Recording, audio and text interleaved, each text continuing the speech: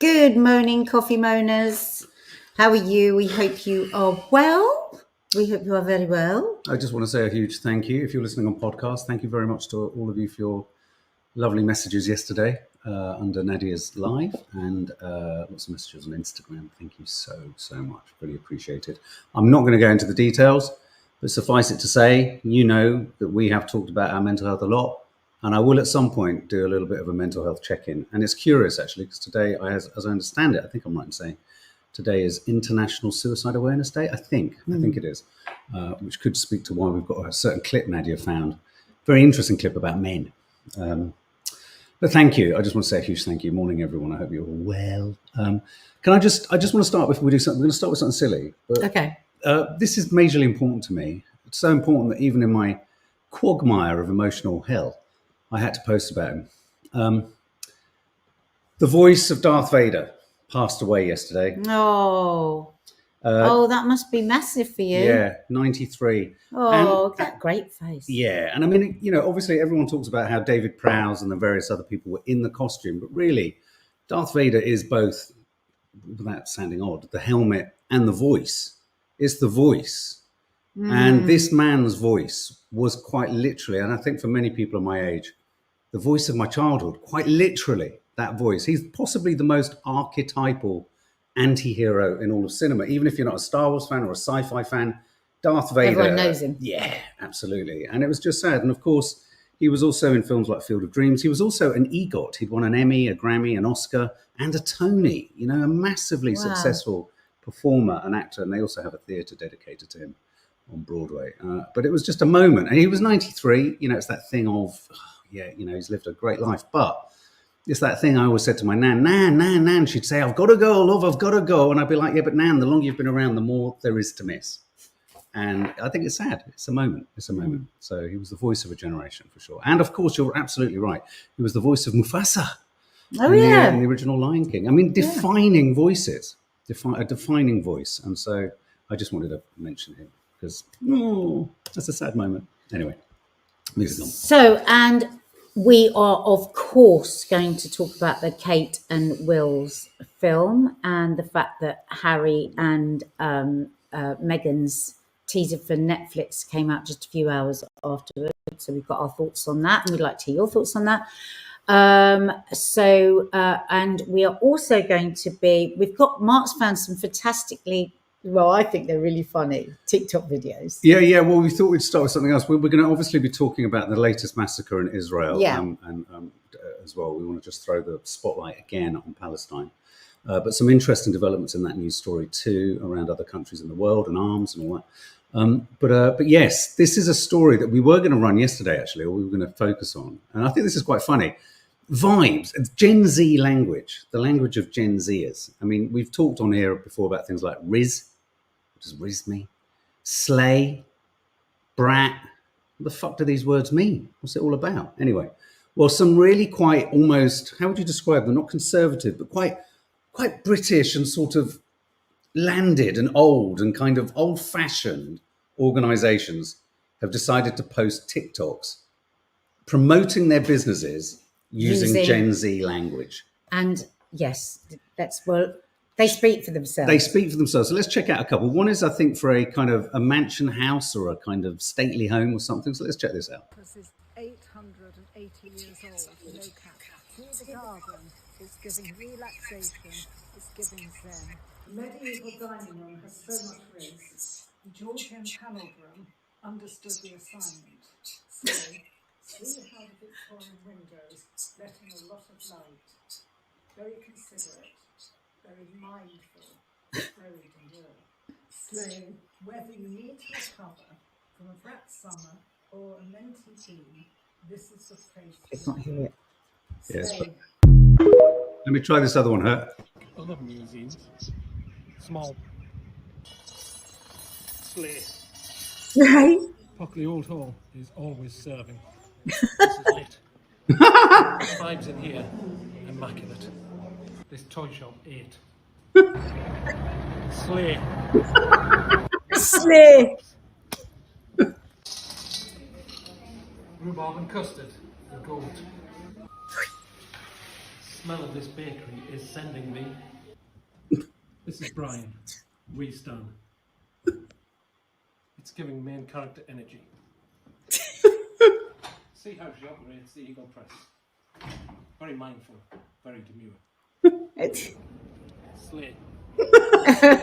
Whether you're wanting to vibe with friends or on your own, get yourself to Beamish. We always understand the assignment. No cap. Thing is, I don't understand half of it either. What the but I love fuck are that. they talking about? But I mean, they're getting millions of views, aren't they? Yeah, the First Lady, the stately home got 1 million, Beamish, whatever it is, they got 1 million. I love it. I mean, she did not turn up the volume in her that was personality ripped directly one from bit. TikTok. The volume wasn't turned up No, I at all. don't mean the actual volume. I mean the volume of her character. She was like, slay. She said everything, clearly not knowing what it meant. Yeah, absolutely. And what does it? So slay. What does slay mean? It means like, wow, you're so cool. Brilliant. You slayed the enemy. You slayed it. Lit. I love understanding the assignment. Sonia Donovan. What's he on about? What does we? This is Gen Z language. Yeah. What does we stan mean? Says Jenny J. The Beamish Museum, El Support. You're absolutely right. That's where it is. Such a popular. Oh, slay is old. Oh, so we're slay. That's when the girls say you're slay. No, and they say slay like it's great. It's old. I thought slay meant great. Bonnie slay Delaney. is awesome, says Elaine. Oh, legit. Doesn't lit mean drunk? Oh, Reese coming into the room to rescue us from carnage. In terms of Gen Z terminology, probably the one I rate the most is main character energy. Yes, I love which that. infers people that don't move with agency or confidence. Don't move. Don't. Do. Isn't move. non-player character? Isn't that someone who? That's non-player character. That one is NPC. Yeah. Slay isn't old. Okay. It means brilliant. Slay doesn't mean brilliant. We're having arguments now. I think none of us are strictly Gen Zers, are we? Somebody should have said bro. Everyone's a bloody bro now. Well, okay, this is the one I really want to get to terms with. Zoe, Brat Summer. What does brat... Yeah, I haven't got a clue. What does it mean? I don't know. I literally don't know. Who can help us? Brat Summer. Because everyone keeps saying it was a brat summer. Is it brats as Sounds in... like shit. It's rubbish. Brat. Well, Bad. shit, Bad. What does brat mean? Bro dooding. Don't My know. 13-year-old calls me bruh, says Victoria. Bruv. Victoria Moore. And morning, Ashley. I hate it when I hear our daughters call people bruv. Or when like boys that their friends come around, they call them bruv. Oh, they've called me bruv. Don't let him call you a bruv. You're not a bruv. Yeah. Well, and also, it's just also like bruv. You don't have to be. Here we go. Look, Farida Rahman. Brat summer means they can do just what they like. You're such a brat. Oh, I love it. Well, I think of the Brat dolls. Brat Day. Anyway, I love Day. it. I'm in a Brat Day. All right, take us on then, darling. Right, okay. As we say, stick with us. We are going to talk about Kate and William, and we have very opposing, well, not very, but we have opposing thoughts and feelings on it. And also, I've just got some messages come through from one of my friends who has 3 kids of the same age when she was diagnosed with breast cancer, and she's left me some notes on how she feels about the whole video. And of course, our friend Hannah, who's dealing with the horrors of secondary breast cancer at the moment, and she has also sent a message. So I want to read those to you because it's quite nice for them, I think, to have their voice heard. Just keep pointing. No. I'm so sorry. No, I just was waiting for a little junction because sometimes there's a lag, isn't there? We say share your thoughts, and then we've moved on from the story. But I just wanted to quickly share here because I thought this was really informative. PhD Pickles. Brat is basically when you've had a messy summer drinking and vibing, but messy and cool. I love it. I can use it in loads of situations. So yes. So we're going to be talking about that film. I'm hoping most of you have seen it. We will play it. We'll play it without the music though, because obviously YouTube will probably us. But our dear friends, people here that have supported and listened to us over the last 10 months regarding Gaza. The horror story has been increasing at such a rate, much of which we haven't even spoken to you about. The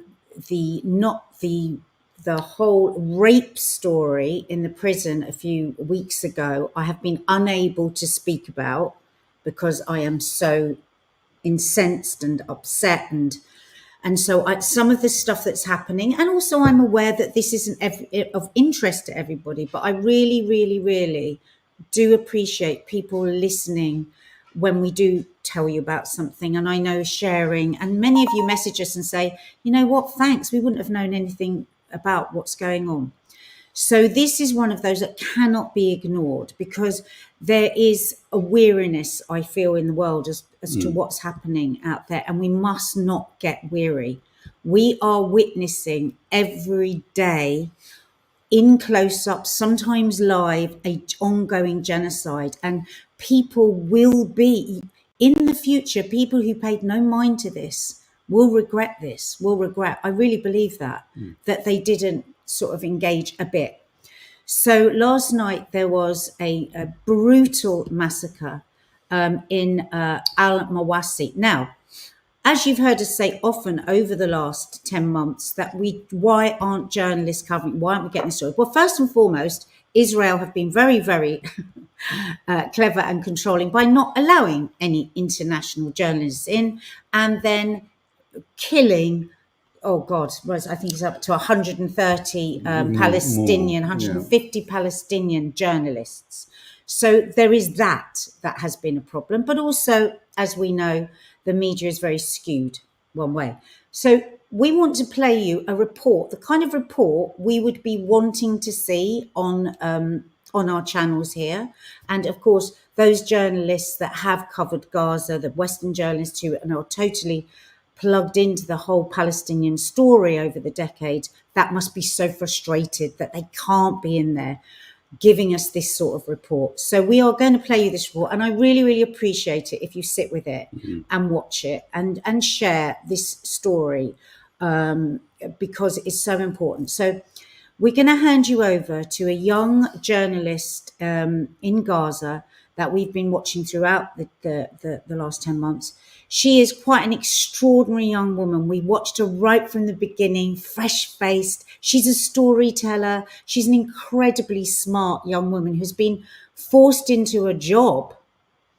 Well, she won't be being paid, but forced into a job that no person, never mind a young person, would ever want. And certainly a really gentle, hopeful young woman in the way that in that we've got to know her. Anyway, she has been through hell herself, and she went to Al-Mawasi, is it Al-Mawasi? Al-Mawasi refugee camp. She's there this morning, and she has just 5-10 minutes ago put out this report, and we really want you to watch it if you can. I just want to sort of say who she is. Her name is Bisan Alda. She was recently in the news, actually, because she's been nominated for an Emmy for her journalistic coverage and a particular film, I think, which was called Still Alive in Gaza. It's Bisan from Gaza and I'm Still Alive.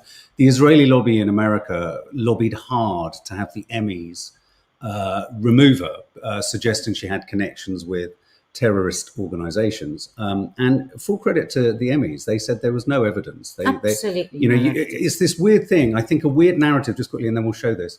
And I can totally see what the Israeli lobby will have tried to have said. I reckon even if she's interviewed someone who was a member of Hamas, they will claim anyone talking to anyone is a sympathizer, a supporter, or has terrorist connections. And that speaks to the gaslighting that's going on by the Israeli government towards people in Palestine. So they've maintained her Emmy nomination. The lobby didn't succeed. And this is the latest, her latest, as you rightly said. And if you want to follow her on Instagram, she now has millions of followers, Wissad_Bisan1. And she is, as I say, a storyteller. She's so amazing with the children out there. She's a beautiful person inside and out. So, and also on the day that, in fact, most people are now getting their news not from the BBC or ITV or Sky News. They're getting it from other sources. So that's the news out today. For the first time, it's peaked. It's peaked outside of broadcast, and people like Fiona Bruce are very upset. So here is the respect that a true journalist with such unbelievable bravery should be given. We are going to throw now to Bisan Wissad and her report on last night's massacre. Sam from Gaza, surviving the day 341 after genocide, and I'm now in Mawasi, Khan Yunis. So tonight, after the midnight, actually, the Israeli army committed a massacre here. If you don't know Al-Mawasi area is a sandy, natural, it's a coastal area. That's why people here are living on sand, okay? They're building their tents from nylon and clothes and blankets in on the sands. So when the Israeli army tonight bombed them using 5 huge missiles, each is 2,000 pounds, they caused this massive holes, 3 craters, like each is 9 meters depth, and that caused actually not only in the bombing of the place, disappearing of the whole place, but also some of the tents and the property and even bodies flow to this area besides the bombing. Like, you need to know that the civil defense spent the whole night searching about dead bodies, and entire families were buried under the rubble under the sand after this bombing. They found 40 dead bodies, 40 people were killed until now, 60 injured. Best until this moment, a lot of people are missing because simply people were sleeping in their tents, living on sand. So they were bombed, killed, and buried under the sand. The civil defense said that it's nearly impossible to find everything and even all the human pieces and all the bodies, but they're still searching until now. The destruction is massive in the area where am I now. I mean, this is the bombing area. These are the shrapnels and the destroyed camp besides the area, and here is the same thing, and there also. Look at the greenhouses there and there. Like, you need to know, after all of this destruction, the Israeli representatives and military spokesmen said that they took all the procedures to protect civilians and to minimize the deaths between civilians. If they took all procedures and this is the result, I don't want to imagine how would be the result if they did not take any procedures or tried to protect the civilians. So they are lying as usual, as they lied about the safe areas before. Look at this hole. Look at this hole. It's about 9 meters depth, caused by 5 bombs. Each is 2,000 pounds, US made, 2,000 pounds bombs. Look at the whole destruction. ايش كنت بتحكي لي اتفرج؟ طلع كيف البلح اسمر من كتر البرود.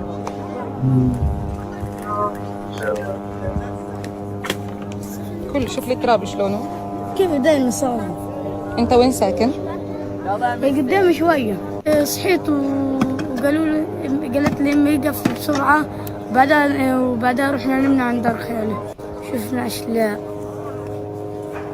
اشلاء ومقطعين ورؤوس وسفح. The thing is that because they are until now searching about human pieces and dead bodies, the smell is still until now as blood, as dead bodies.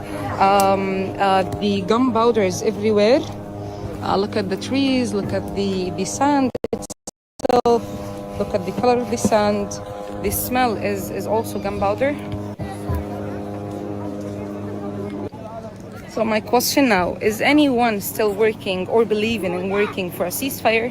Because for me, I don't believe in a ceasefire. I don't believe in anything that Israel is talking about or telling us to do or telling us to go, because this is the only safe area in Khan Yunis, and here we are being killed even here. So nothing is happening but more and more death. Nothing. Look, so the bombing is over there. Okay? And the destruction is over here. And they're telling you, they're lying to you. They're lying on your eyes and telling you that they took the procedures, enough procedures to protect civilians. Wallah, I just wonder if not. The destruction will just reach you, if not Israelis.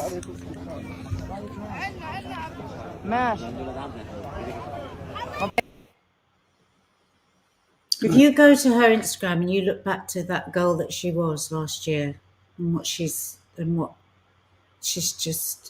witnessed, oh my God. Can I just say something as well? What's really interesting is she's really interesting I like the way she kept returning to how the Israeli spokespeople had said they'd follow due procedures. And this really speaks to a definition of terrorism and terrorizing of people that gets overlooked. Because you say you've spreadsheeted it, put it in a neat line, and then conducted things according to some kind of protocol that you say is safe for civilians, and because you do it like that, doesn't mean you haven't committed a terrorist act yourself. And to be a reporter, reporting and having an emotional response, as someone I think beautifully put here, Ofcom needs to be investigated, doesn't mean you've lost journalistic impartiality. In a weird way, the constant international push for journalistic impartiality is quite controlling and quite dictatorial, and something that's actually been created by colonial occupying states, which allows, sort of throws onto these situations a sinister kind of administrative neutrality. There isn't neutrality to be had here. Everything was done to avoid any civilian deaths or injuries. Hamas was there, and the Israeli government will do an investigation into it. It's the same thing from the very first hospital that was bombed, very first school, to the dozens that happened after that, right up to this day. It's the same line given over and over again. And it's not the world swallowing it, because most of the world is against this. It's the leaders, it's the people that money is involved with this, the ones in power. Can I also say, this is where I call out the journalists of the West. This is where I call out the news gatherers of the West. And I don't just mean the BBC or, Sky or ITV, whatever. The journalists of the West seek to rubbish or question or undermine this kind of what I would call humanistic journalism on the ground, showing things. And there's this kind of supercilious Western superiority that somehow our way of gathering news is the right way of gathering news. And everyone else And not one of our journalists is asking, in any of the interviews I still see from peers or anyone who speaks to the Israeli representatives that are plopped on our screens, no one is asking still the question, okay, and it should be fundamentally the only question they ask. Why are you still disallowing journalists from around the world to go in? Well, they say because it's dangerous. Let journalists be the judge of that. They can decide on that. We have war journalists, and I just think this is I just want to say, because I think a lot of people dismiss the definition of a journalist, and that dismissal by journalists here, left wing, right wing, whatever your political persuasion, is one born of privilege and prejudice, and not realizing that actually, I like what someone said just here. Who actually runs Ofcom? I think we need to do a little deep dive into who are the individuals, what are the influences, because everything's run by someone. Everyone has an agenda. And it strikes me often that Ofcom obviously is there for taste and decency, but whose taste and decency? For whom? On whose behalf? Yeah. So quite a few of you asking for her tag again. It's wizard, spell it as wizard, as you would wizard, _Bisan, BISAN 1, the number one, just the number one. 4.7 million followers. And that's a lot of people hearing the story. Yeah. No wonder the news are worried about people getting their information. Yeah. And interestingly, I think to sort of whenever something, a sort of humanitarian catastrophe like this happens, Israel always comes out straight afterwards. So Israel has come out now saying Hamas no longer exists as a military formation in Gaza. Yeah. Entire families have disappeared in this instance. But I do want to just... But there are still people under there buried alive. Let's not forget that. Yeah. Like if that was... It's like, are they not human beings, Palestinians? Yeah. I mean, it's like they're not getting the same... They're not getting the same respect. It's like... And this is what you see a lot of them posting. Do you not see us as human beings? It's just quite extraordinary. And just ask yourself every time you see the reports or the headlines, like when the American Turkish, was it, Palestinian was killed. She was shot. No, they don't ever identify who shot by the idea. They just say she was somehow shot. It's amazing, isn't it? Israeli soldiers are killed.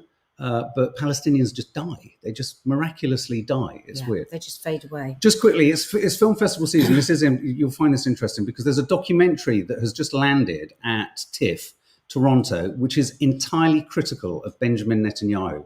It's had leaked footage of police interrogations of the fraud and the kind of all of the shenanigans that he's got up to and why he is pursuing this war in order to prevent being prosecuted.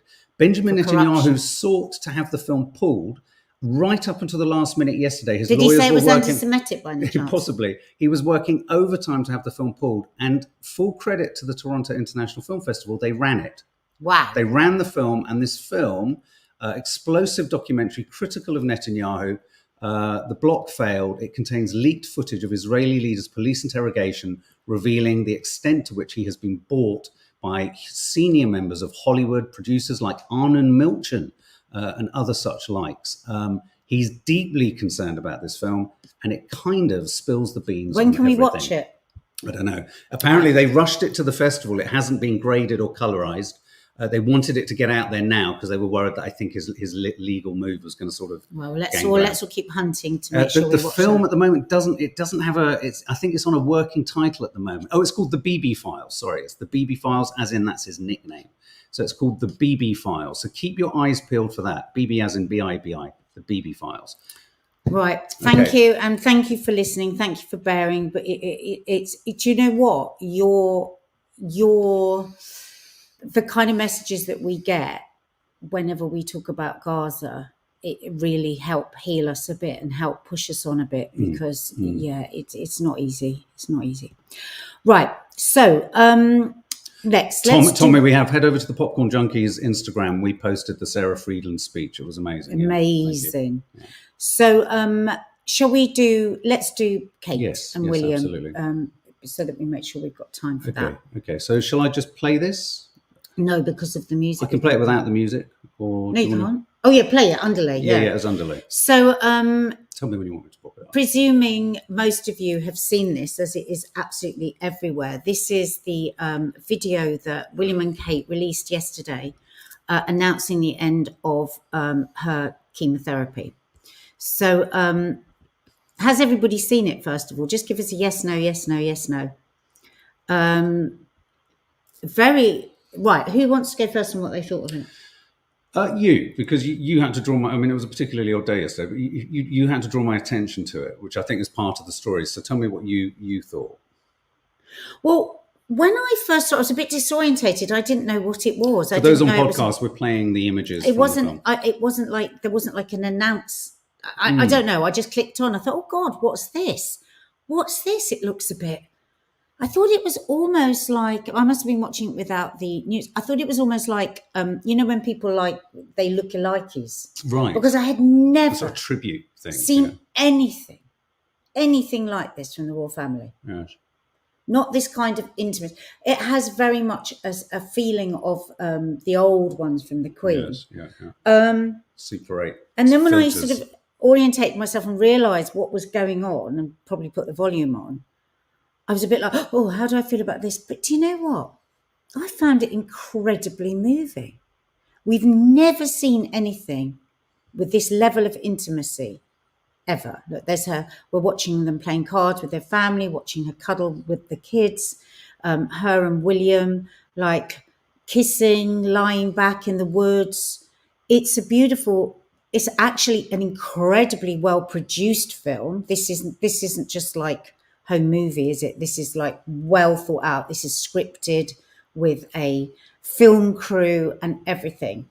So so I went to my friends that have had breast cancer to find out how they felt about it. It was amazing, loads of amazing messages actually under my friend Titty Gritty, who's had breast cancer and had 3 children exactly the same age when she was diagnosed.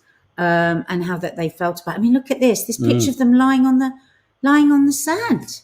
It is, I found it just unbelievable. And is this the new way that the royal family are going to do their PR? I feel that this is the new royal family. We will give you what other people, we have caught up with what Instagram wants and what these things want. And hopefully this will shut down the non-stop looking and reaching. She's covered every topic. She talked about she come to the end of her chemotherapy, how it's been a very difficult journey. She focuses a lot on nature and how nature helped her. And it's almost like there isn't another question to be asked here. So I feel like this could be the new way of the royal family. Now, we'd love to hear if there's anyone here that's had breast cancer or is going through treatment at the moment. It'd be good to know what you thought about it. As I say, my friends Titi and Hannah sent some messages, which I can read out afterwards. Yeah. Okay, I'm going to read a few of your comments out, guys. So royals modernising the way they make announcements instead of sitting in a chair talking. Sarah D, yes, nice of her to keep us updated. Must be annoying having to do things like this for everyone else. That's interesting that you should say that, because I'll share what I thought in a minute, or what I think, because I have two conflicting thoughts about this. It genuinely looks nice, but I think this was produced to promote them. It's okay. You don't have to say sorry, Gabrielle. We want everybody's real opinions. Laura Lou, it's nice, but I hate the way we're forced to feel. It's made to manipulate us into liking the royal family, in my opinion.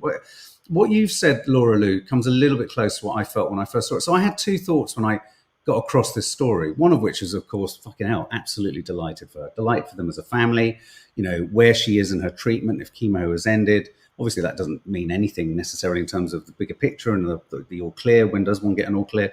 But that's meaningful and that's lovely, and I like that.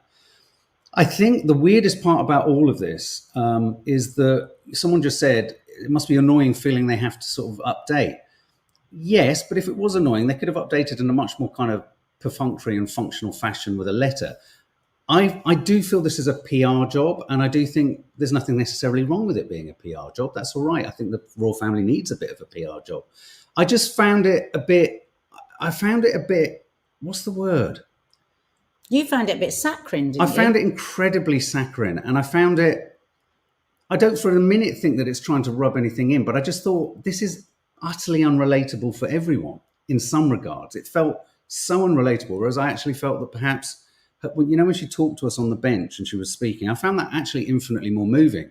It's that weird thing of sometimes I love music and style in film, and I love emotions, but I don't like feeling the hand of being told to feel something too much. I like to be sometimes presented with something, and then in being presented with something, kind of come to one's own conclusions.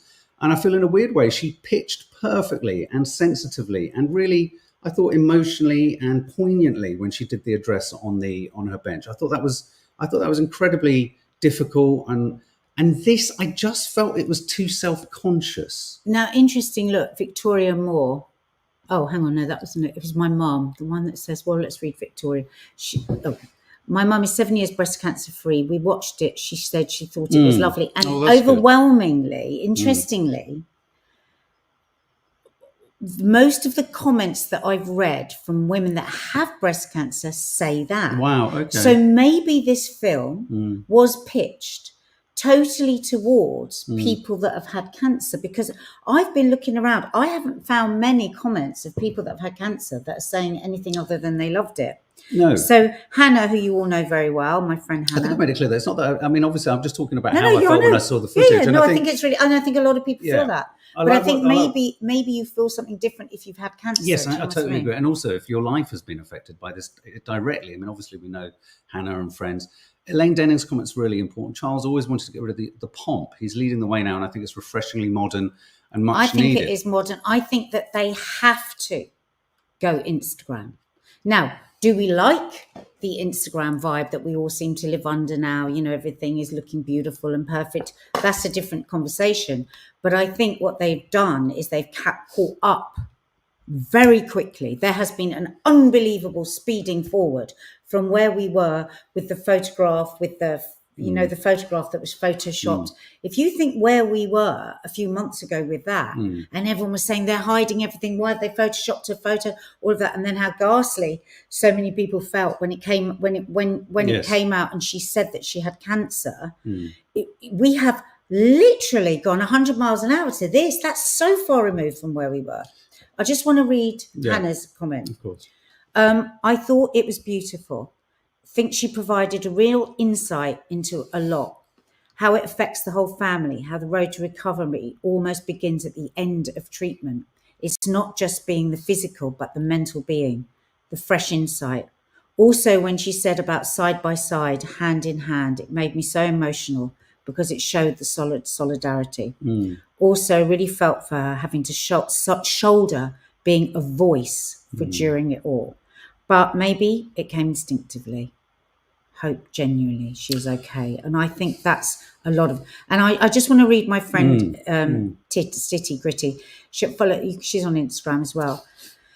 She said, I can say this, but I've got so much more. So she's the one with 3 children exactly the same age so when the news came out about Kate, and I messaged my friend Tits, and she was like, I said, how are you? She went, it's just taken me right back, because of course she had to tell her children were the same age. And she said, when you're a mum, a cancer diagnosis isn't just given to you, it's to the whole family.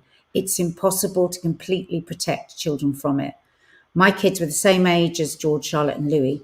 Their understanding of what I was going through varied. I had to navigate so carefully with each of them because the eldest was much more aware of what cancer meant. The journey didn't end when the chemo finished. In many ways, it was the hardest part, learning what your new normal was.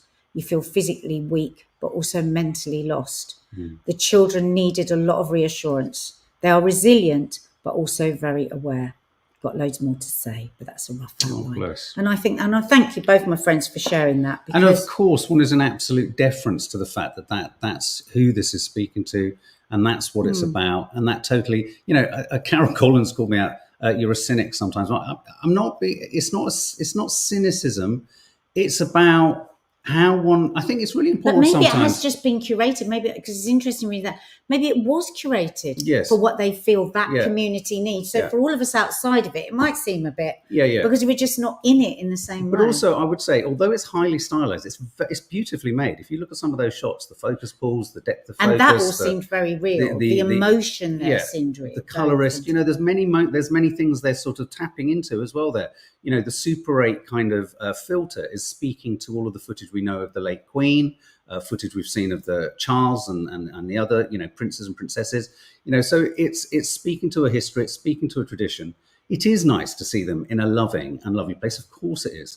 And actually what I was going to say was, although it feels much more considered and more contrived and almost chocolate box perfect, it might actually have been a much easier way for her to share than sitting on a bench. Though that sitting on a bench thing was, that might have been the most discomforting thing for her ever. Oh God. And although this any looks, idea how hard that must have been? Jeez. Yeah, and although this looks almost more intimate and more revealing, she's got there's control over this. She's not necessarily she's doing it in a voiceover and all that kind of stuff. So of course the news is delightful. The news is lovely, and the fact that they're in love and it's warm and all those kind of things. I suppose it was just an immediate feeling. I don't think you have to over-explain it. I think there's a lot of people that feel like that. What is interesting is this.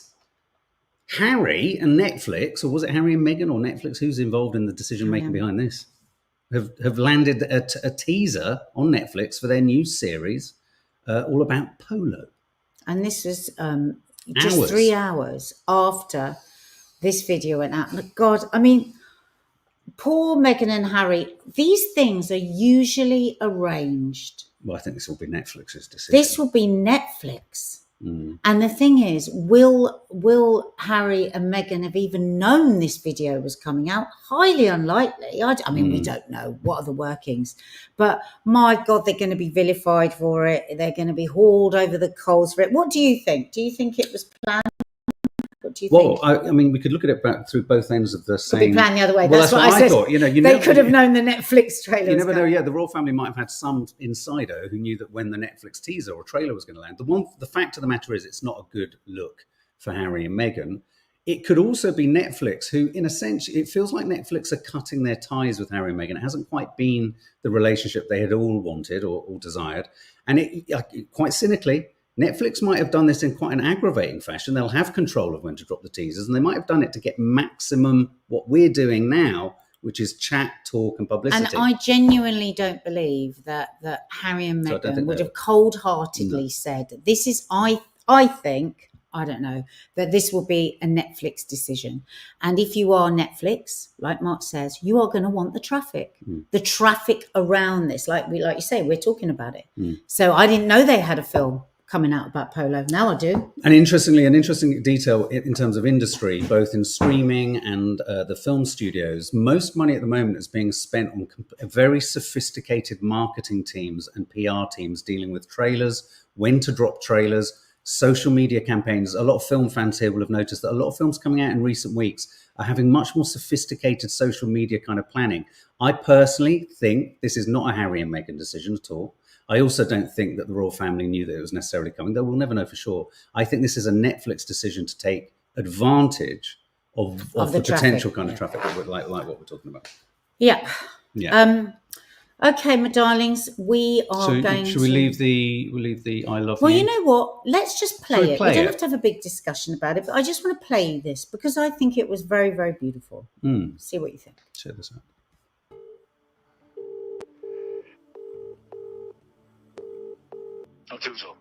Up to us. Just doing stepdaddy things. Stepdaddy things. Us. I don't have long to talk, but I just wanted to say I'm thinking of you also, and I love you, bro. What's wrong? I just want to say I love you. I love you too, also.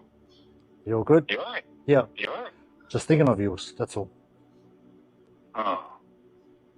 I appreciate that, Us. All good. I just want to say I was thinking of you, bro, and say I love you. So, you alright? Yeah. I'm sick of What's you. the matter?